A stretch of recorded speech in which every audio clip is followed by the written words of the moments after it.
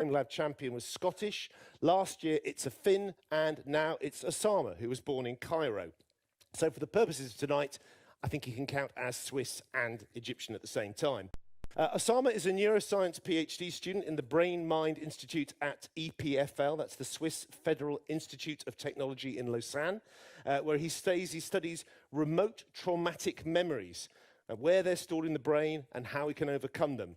I'm hoping he doesn't have any extra traumatic memories of his own to overcome after the next 3 minutes. Just happy ones of the Natural History Museum audience going wild for Ossama Khalaf.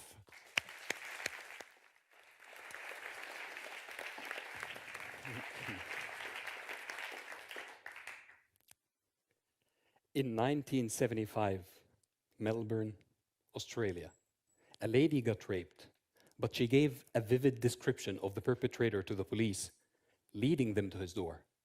When they arrested the guy, he had a bulletproof alibi.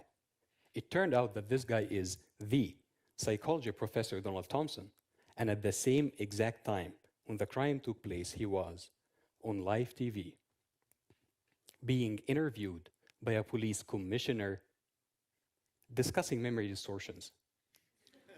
So what really happened was she was watching the show, the real rapist broke into her place and did what he did, and she mistakenly developed a false memory.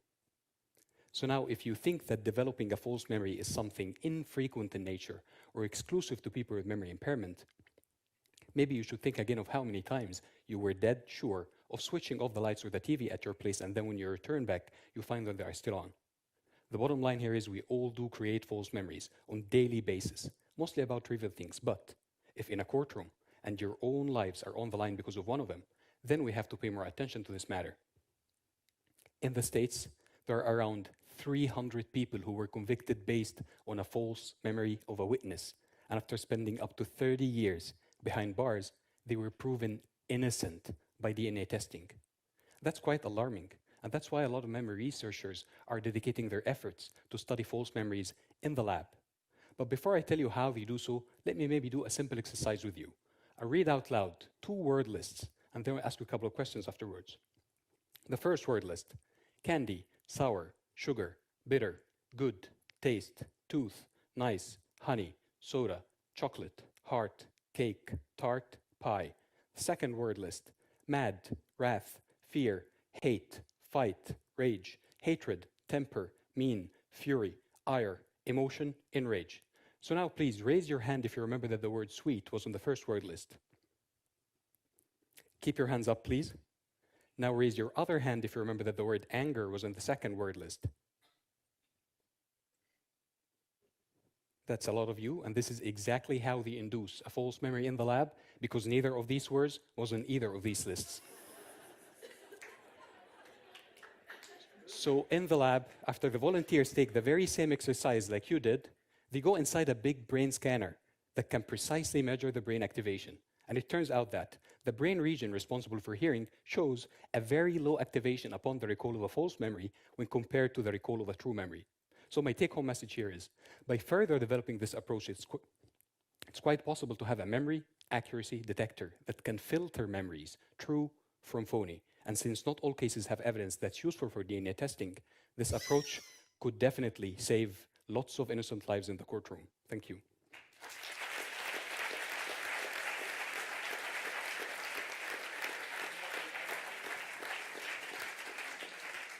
Judges, you now have exactly the same time as one of those FameLabs, just 3 minutes to make your mind up about our winner and get our exciting star prize of a science book and the honor of being Hall of FameLab champion. This is your only chance to heckle them, yell at them, shout out names as they go. We're going to have an audience vote tonight as well. We've got a separate audience prize as well. Okay, so first, our Greek bearing fashionable gifts, Merope Karakulaki.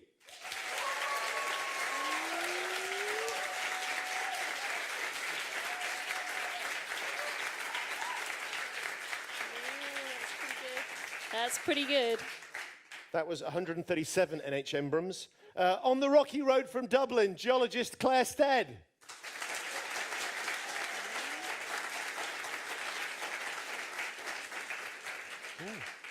47 quasi-hoops. Our memorable Egyptian representing Switzerland, Ossama Khalaf.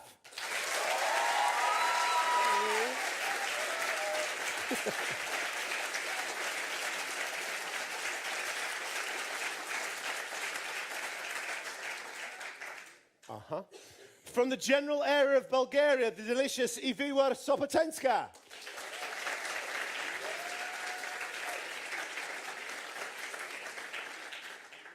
Liquid inspiration from our South African champion, Nosibo Gumbi.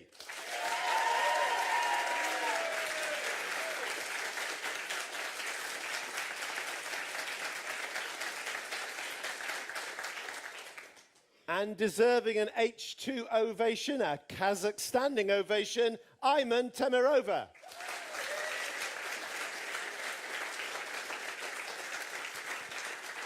So Claire McNulty, as Director Science, British Council, you have the very unscientific task of trying to say who won that. Could we have a clap off between I had a two? feeling this was coming. I'm going to guess it. No, you better say. Osama and Nosipo? Okay, so we'll reverse the order this time. So we've decided it's a clap off between.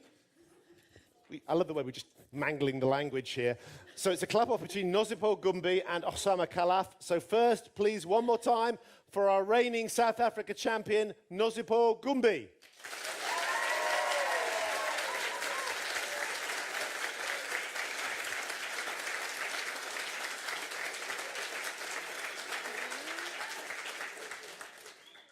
And secondly, it's two countries, but only one round of applause, please, for Egypt/Switzerland, Ossama Khalaf.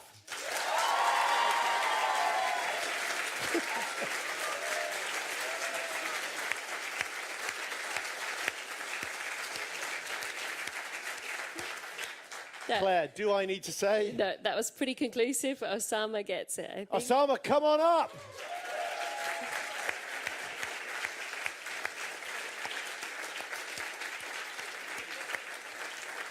This is what I like. Even though he was down to the last two, he didn't even bother to the edge of the road to get his prize.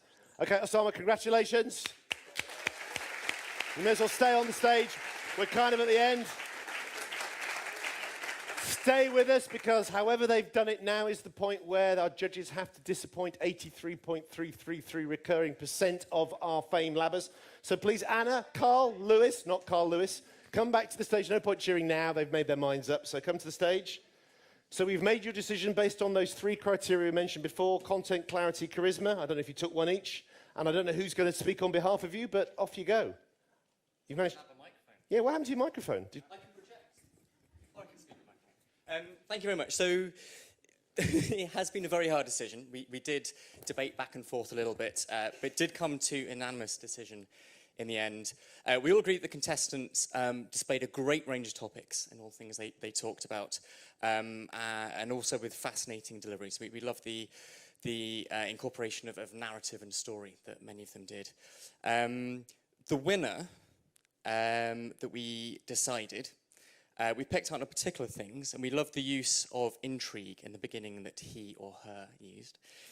I just love the way that you're trying to keep it as no clues until the last possible minute. We liked the striking use of a live experiment that he or her used.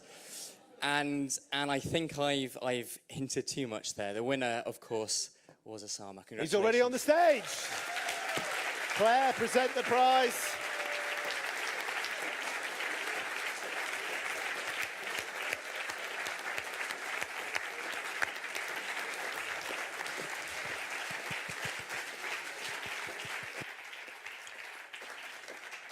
We are over time, so I'll keep this very quick word on shock or...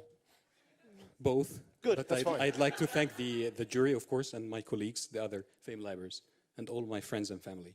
That is it. Enjoy the rest of European Researchers' Night, and maybe, just maybe, we'll see you back here, even if we've had a degree final from Europe next year. One more time, please, for our winner, Ossama Khalaf.